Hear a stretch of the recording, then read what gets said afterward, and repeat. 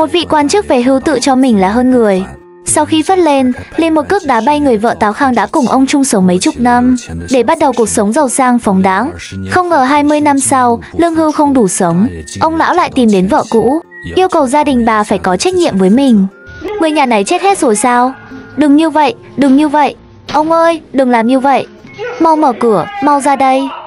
Ông lão này giờ đã 79 tuổi. Hôm nay, ông gọi hòa giải viên đến để đòi lại công bằng cho mình. Sau đó, ông kín đáo khoe khoang món trứng hấp tôm khô do chính tay mình làm. Tiếp theo, ông lại tự hào lấy ra một vài chứng chỉ, rồi giơ ra tấm bằng khen này. Giờ đây khi về hưu, ông có lương hưu gần 1 vạn tệ mỗi tháng. Ông lão nói rằng từ mấy chục năm trước, vì chê vợ mình không có học thức, nên ông đã ly hôn với bà ấy. Nhưng điều khiến ông lão tức giận là, trong suốt những năm sau khi ông ruồng bỏ vợ, 3 cô con gái và 1 cậu con trai của ông, không một ai đến thăm hỏi ông. Ngoài ra, ông lão còn ấm ức kể rằng có một lần cô con gái lớn lại còn xúi giục 2 cậu con rể đánh ông. Chỗ bị đánh đến bây giờ vẫn còn đau âm ỉ. Sau khi nghe lời kể lể phiến diện của ông lão, hòa giải viên đã rất tức giận. Cô lập tức đi cùng ông lão đến nhà cô con gái lớn, quyết tâm phải đòi lại công bằng cho ông. Kết quả là ông lão vừa nói xong, đây là lần đầu tiên ông đến đây trong 17 năm, thì đã bắt đầu đập cửa ầm ầm. Đập một lúc lâu không có ai mở cửa. Ông lão đi ra ngoài nhìn vào thì thấy rõ ràng có người ở trong. Thấy vậy, ông liền mắng chửi thậm tệ.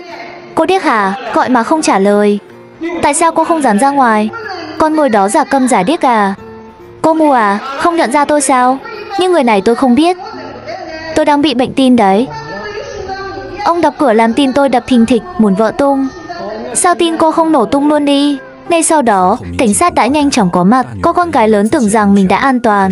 Thế nhưng hòa giải viên lại lấy cớ tổ quay phim đang ghi hình để nhờ cảnh sát đưa ông lão cùng vào nhà. Và cô con gái lớn vừa thấy ông già này bước vào cửa, liền lập tức suy sụp tinh thần, đến mức nói năng cũng không rành mạch. Các người không được chào đón ở nhà tôi, các người đi đi. Không phải người nhà tôi thì đừng vào đây. Nhà tôi không chào đón ông. Ông không phải người nhà tôi, đừng vào đây. Bình tĩnh, bình tĩnh.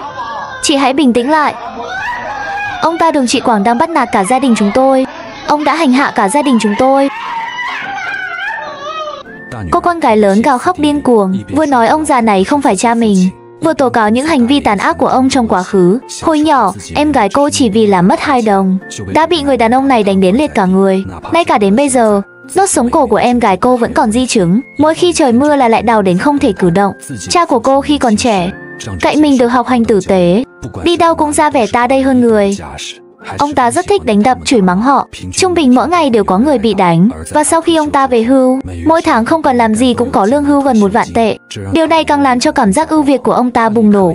Ông ta lập tức yêu cầu vợ ly hôn với mình, muốn đi tìm những cô gái trẻ hơn để chung sống. Và cả 4 đứa con, ông ta đều không cần. Chỉ cần vợ phản kháng một lời, ông ta sẽ đánh cả bà và các con. Sau này, khi cô con gái lớn mang thai, ông lão nghe tin liền công khai nguyền rủa con gái, nguyền rủa cô sinh đứa nào chết đứa đó. Ông ta Đường Trị Quảng còn dọa lấy dao đấm chết chúng tôi.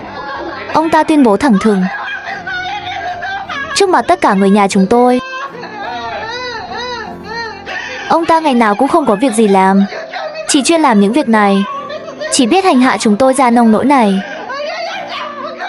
Chúng tôi lấy đâu ra thời gian mà đối phó với ông ta chứ? Phía sau gáy của em gái tôi bị ông ta đánh. Mỗi khi trời mưa là lại đau nhức.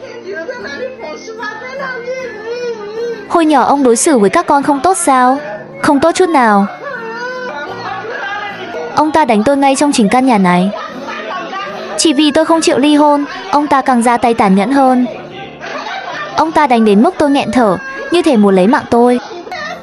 Khi tôi đang mang thai con trai tôi, ông ta Đường Trị Quảng đã nguyền rủa tôi.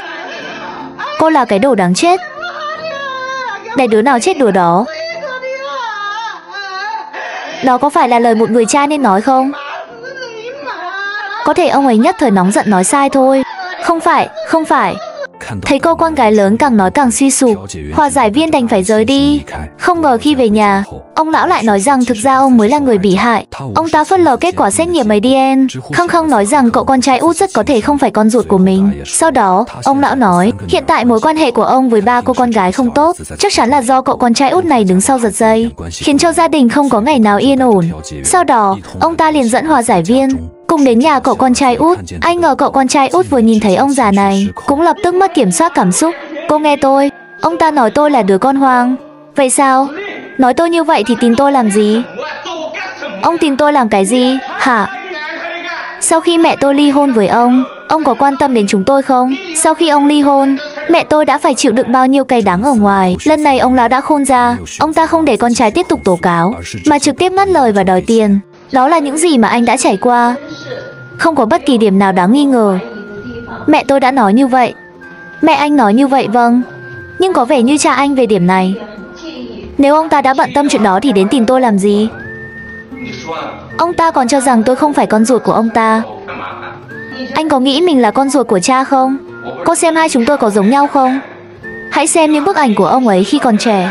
Ông ơi, cháu hỏi ông nhé, nếu người con trai này thực sự là con của ông, bây giờ không truy cứu vấn đề này nữa, chúng ta dừng vấn đề này tại đây. Cháu chỉ muốn hỏi ông một điều. Nếu những gì anh ấy nói là sự thật, tôi bảo là dừng vấn đề này lại mà. Nếu xác định đây là con trai ông, là con đẻ của ông, thì suốt bao nhiêu năm qua, những tổn thương ông gây ra cho anh ấy và vợ cũ của ông sẽ đền bù thế nào? Tôi còn phải đền bù cho nó nữa sao? Nghe thấy mình còn phải bồi thường, ông lão lập tức mất bình tĩnh, sau đó liền chuyển chủ đề. Khăng khăng nói rằng mình bị con gái và con rể đánh đập, chắc chắn là do cậu con trai này xúi giục. Cậu con trai út nghe vậy liền phản bác, nếu muốn đánh ông già để báo thù, anh sẽ không đời nào tìm người khác để chia sẻ. Cảm giác sung sướng khi tự mình báo thù. Sau đó, cậu con trai út vừa giữ chặt cửa, vừa kể lại câu chuyện của những năm tháng qua. Cha của anh, thực ra tiền bạc cũng không có nhiều, xung quanh lại toàn là bạn bè xấu. Bạn bè của ông ấy chẳng tốt đẹp gì. Những người đó còn dụ dỗ ông ta. Họ nói thẳng với ông ta rằng lương hưu của ông nhiều như vậy, để tiền không tiêu, chẳng phải lãng phí sao? Nên tìm một cô gái trẻ đưa đi du lịch. Cô ấy chẳng phải sẽ ngoan ngoãn nghe lời ông mà. Chính dưới sự xúi giục của đám người này, ông lão đã tìm nhân tình bên ngoài, sau đó còn ép vợ ly hôn. Ông lão nghe vậy lại phản bác rằng tất cả là vì đứa con trai này không phải con ruột, nên ông ta mới làm như vậy. Hòa giải viên khuyên ông đi làm xét nghiệm ADN. Cậu con trai út nghe vậy liền nói với hòa giải viên, họ đã sớm làm xét nghiệm ADN rồi, kết quả xét nghiệm là quan hệ cha con ruột. Nếu như ông ta Đường Trị Quảng thật sự nghiêm túc nói chuyện với anh, muốn hàn gắn tình cha con, thì anh có thể chấp nhận không? Dù ông ta không chấp nhận, tôi cũng sẽ chấp nhận. Tôi đoán là ông ấy không thể buông bỏ được sĩ diện đó.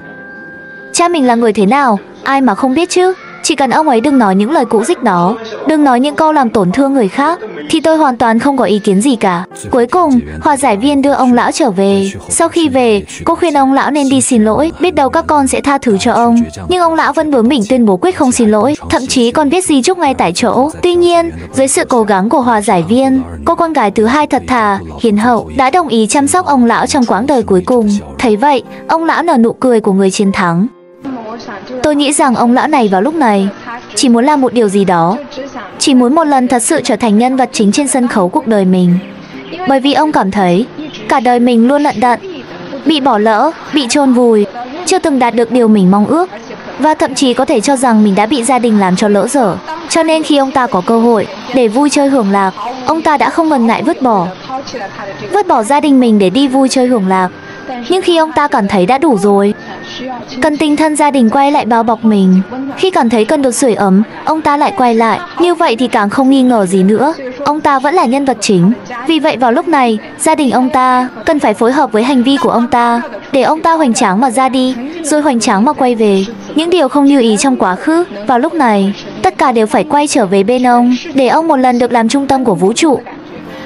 Cho nên, ông lão này vào lúc này, tôi cảm thấy giống như một đứa trẻ vậy. Chỉ muốn nhận được sự chú ý của mọi người, mà không hề nghĩ đến hành vi của mình có phần nào trẻ con và lố bịch hay không. Và thế là câu chuyện của chúng ta tạm khép lại với một chiến thắng đầy mỉa mai của ông lão. Ông đã có được điều mình muốn đến một người chăm sóc cho quãng đời còn lại. Nhưng liệu đó có phải là một chiến thắng thực sự, hay chỉ là một sự bố thí cuối cùng từ lòng trắc ẩn của một đứa con, trong người cha đã cạn kiệt cả tình yêu lẫn sự tôn trọng? Câu chuyện hôm nay không chỉ là bi kịch của một gia đình, mà còn là một lời cảnh tỉnh sâu sắc về tài khoản tinh thần. Mỗi chúng ta đều có một tài khoản như vậy với những người thương yêu. Nó không được vun đắp bằng tiền bạc hay địa vị, mà bằng sự quan tâm, những lời động viên, những cái ôm ấm áp, và cả sự hiện diện chân thành trong cuộc sống của nhau. Ông lão trong câu chuyện đã tiêu xài phung phí tài khoản ấy. Suốt hàng chục năm, ông chỉ rút ra mà không hề gửi vào. Ông rút đi sự tin tưởng của vợ, rút đi niềm vui tuổi thơ của các con, và rút cạn cả sự kính trọng mà một người cha đáng lẽ phải có. Để rồi khi về già, tài khoản ấy đã thấu chi từ lâu, chỉ còn lại những con số âm của nỗi đau và sự oán hận. Thứ ông nhận lại không phải là tình yêu thương, mà chỉ là trách nhiệm. Chúng ta, những người đang lắng nghe, hãy một lần nhìn lại tài khoản tình thân của chính mình. Liệu chúng ta có đang vun đắp nó mỗi ngày hay đang vô tình lãng quên? Nếu câu chuyện hôm nay đã chạm đến bạn, nếu nó khiến bạn dừng lại một giây để suy ngẫm, thì đó chính là giá trị lớn nhất mà Lạc Lạc luôn mong muốn mang lại. Chúng ta không chỉ kể chuyện, mà chúng ta cùng nhau học hỏi từ cuộc đời. Và câu chuyện trên để lại cho mọi người những xúc cảm gì? Hãy để lại những ý kiến của mình tại phần bình luận. Nếu thấy video hay, hãy cho mình xin một like và một đăng ký nha. Và mình là Lạc Lạc. Hẹn gặp lại mọi người kỳ sau.